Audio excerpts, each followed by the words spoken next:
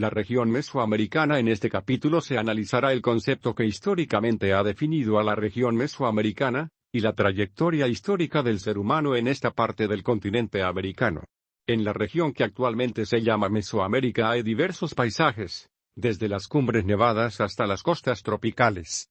En general, el clima y las condiciones naturales de la región son favorables para la vida humana.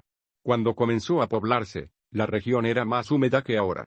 La diversidad de los climas y de los productos naturales de Mesoamérica propició desde épocas muy antiguas el intercambio comercial y cultural entre zonas apartadas.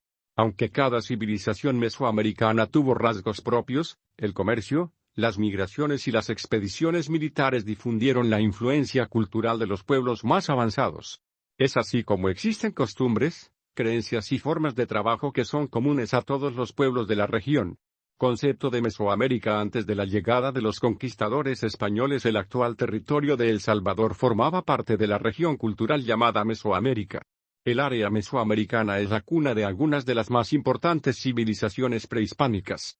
Desde los olmecas, en lo que hoy es el sur de Veracruz y Tabasco, los mayas, en la península de Yucatán, Chiapas, Guatemala, Belice y Honduras, los mixtecos zapotecas, en lo que hoy es el estado de Oaxaca, los totonacas, al norte de Veracruz, los toltecas y aztecas en el altiplano, etc.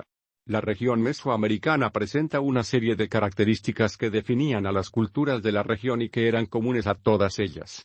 Los principales rasgos culturales comunes de los pueblos mesoamericanos son, el uso simultáneo de dos calendarios, uno de 260 días y otro de 365, que combinan 13 números con 20 símbolos, cuyas fechas de inicio coinciden cada 52 años.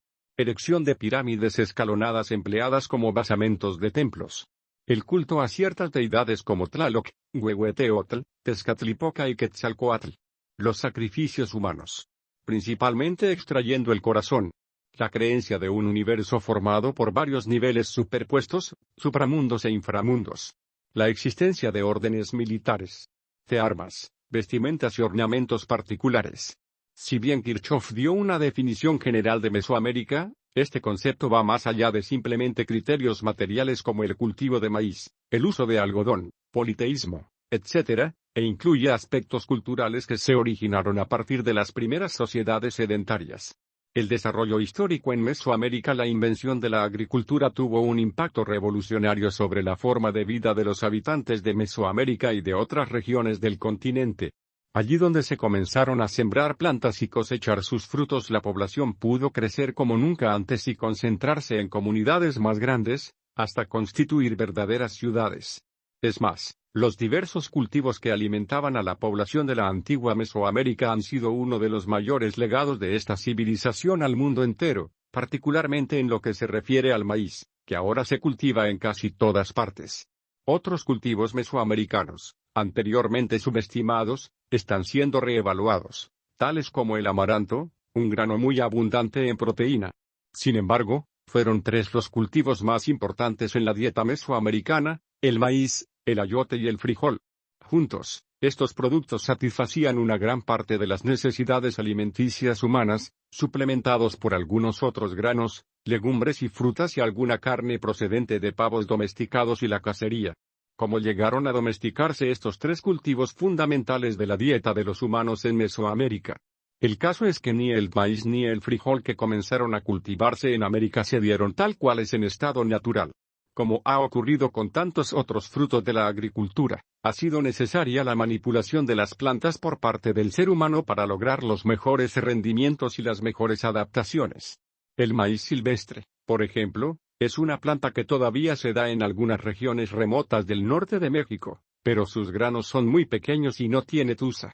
Cuando las semillas caen al suelo, nace una nueva planta de maíz. Pero el maíz de los agricultores mesoamericanos, tanto antiguos como modernos, no tiene esa cualidad de reproducirse por sí solo. Las semillas, que cubren densamente la mazorca, están envueltas por una tusa que impide que germinen cuando caen al suelo. Son necesarias las manos del agricultor para quitar la tusa, desgranar las semillas y meterlas en la tierra para que nazca una nueva planta de maíz. El maíz es, en otras palabras, una planta que ha sido domesticada, es decir, cuya reproducción es imposible sin la intervención humana. Las mismas características se dan en el caso del frijol, cuyas semillas están envueltas en una vaina que impide que germinen sin que el agricultor las saque y las meta a la tierra. ¿Cómo llegó el humano a domesticar el maíz y el frijol?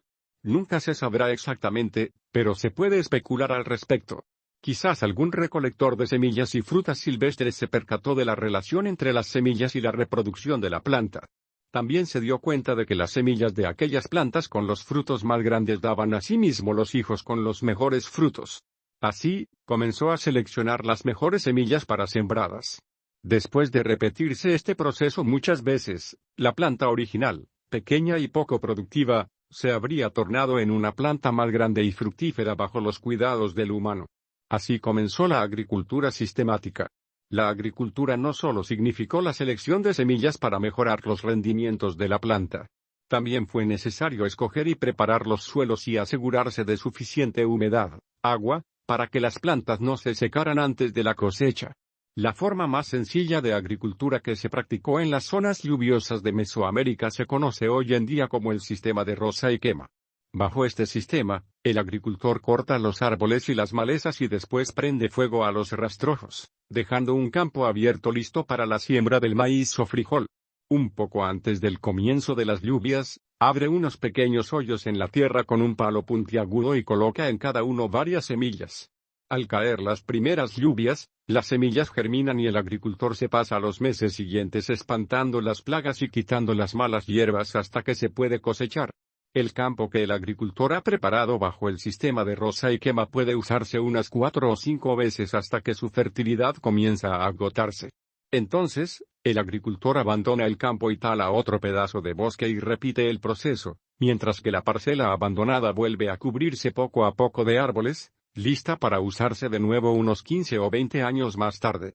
A pesar de su aparente sencillez, el sistema está bien adaptado al medio pues casi no remueve la tierra, cosa que debe evitarse frente a las fuertes lluvias tropicales que causan erosión, y no requiere abonos orgánicos, que los antiguos agricultores no tenían, pues no había animales domésticos de importancia.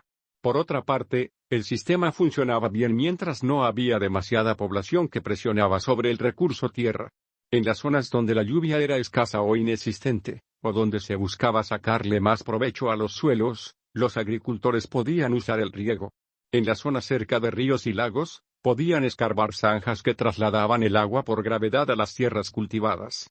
Mediante compuertas sencillas o piedras, controlaban el flujo por la red de zanjas para que todos los campos recibieran suficiente agua. Pero también se podía usar un tipo de riego a la inversa, sobre todo en la región del Valle de México. Allí no se llevaba el agua a la tierra sino que se llevaba la tierra al agua. En los lagos que en un tiempo había en el Valle de México, los agricultores se dedicaron a llevar tierra a las aguas poco profundas en las orillas, buscando levantar pequeñas islas donde la tierra se humedecería constantemente por el agua que la rodeaba. De esa manera, se podrían sacar hasta 3 cosechas al año. Los vestigios de estas isletas artificiales, conocidas como chinampas, todavía se pueden ver en la zona de Xochimilco de la capital mexicana. Sea cual haya sido la forma de agricultura, lo cierto es que las plantas domesticadas de los antepasados proporcionaron una abundancia y una variedad de alimentos que difícilmente se encuentran en otra parte del mundo. Desde los alimentos básicos, maíz, frijoles y ayotes, se pasa por una gran variedad de legumbres y verduras hasta llegar a toda forma de frutas como tomates, cacao y aguacate. Es probable que en el periodo formativo se comenzara a practicar una modalidad de tenencia de la tierra muy antigua en Mesoamérica, el de las llamadas tierras comunales. Bajo este esquema, la comunidad misma era la encargada de los terrenos en su jurisdicción, los cuales se repartían en usufructo a sus miembros. En realidad, una familia podría seguir ocupando el mismo terreno de generación en generación, pero al desaparecer los tenedores, o de no cumplir con los requisitos, se reasignaba el terreno a otra familia. Es decir, no existía la propiedad sobre la tierra sino un derecho a usada para la subsistencia de la familia y para producir un poco más para pagar los tributos que reclamaban con frecuencia las autoridades. Precisamente, el pago de tributos fue otra práctica que probablemente se remonta a los tiempos formativos. Cada hogar tenía la obligación de pagar cada cierto tiempo un tributo en especies o en trabajo a los gobernantes locales. Hoy en día se supone que el tributo se originó como pago a los que se especializaban en los asuntos religiosos, los sacerdotes, quienes reclamaban dicho pago como parte de las demandas que los dioses imponían a los humanos. Es decir, la autoridad de estos sacerdotes se fundamentó sobre bases sobrenaturales, pues seguramente decían que de no pagarse a tiempo los tributos los dioses se enojarían con el pueblo y lo harían sufrir como castigo.